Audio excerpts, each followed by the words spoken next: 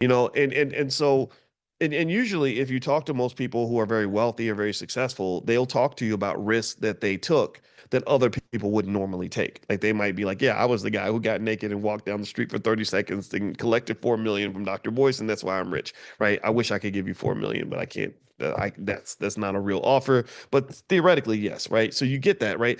That's what you might call an efficient risk in the sense that you're getting rewarded for the risk, right? Now let me switch the offer. What if I said, um, I want you to do the same thing. I want you to walk down the street totally butt naked, for 30 seconds and see if you get arrested or not. And you'll get $50 if you can pull it off. How many of you would take that offer? Yes or no? Would anybody take that deal? $50. That's what you get. Whole 50. I'll pay you in cash. Just give me a cash app. Take off your clothes. And it's payday after that, baby. Anybody? Any takers? I don't see no yeses. Oh man. Come on, wimps. Anyway, that would be what you call an inefficient risk. You're taking a risk for no reason.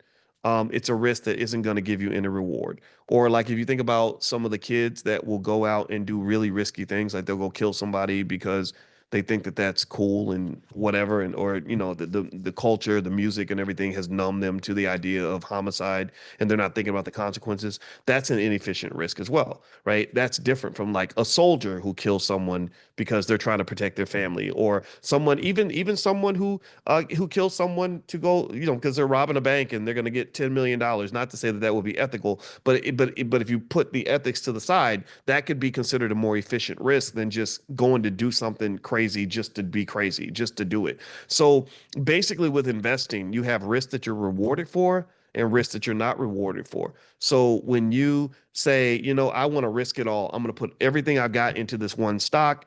And if it does well, it's going to make me rich. That's in finance. That's what's referred to as an inefficient risk.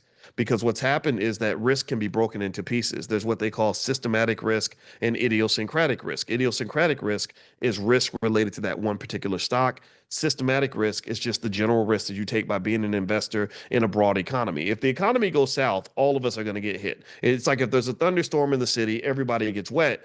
But that's very different from something that is specific to that company. So what happens is when you diversify, you are smoothing out the risk, right? When you spread your money out, you're getting rid of the effect of any one stock. You should never be an investor in such a way where any one stock is going to ruin you. If you get to the point where you feel like that one company going bankrupt ruins you financially, that means you're not diversified enough. A lot of entrepreneurs have this issue.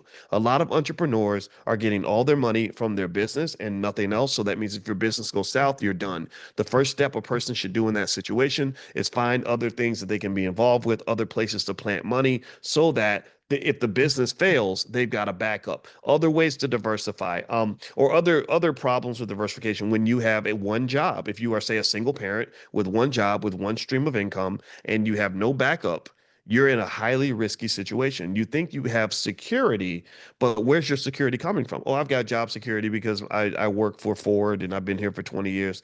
I don't know if that's secure enough, right? Because we know corporations will drop you off and dump you on the corner and not care what happens to you. We know the government's wiping out jobs like a Holocaust. And so diversification, let me give you some areas where diversification should be thought about in ways that I don't think people talk about enough. And I think it's very costly for people economically.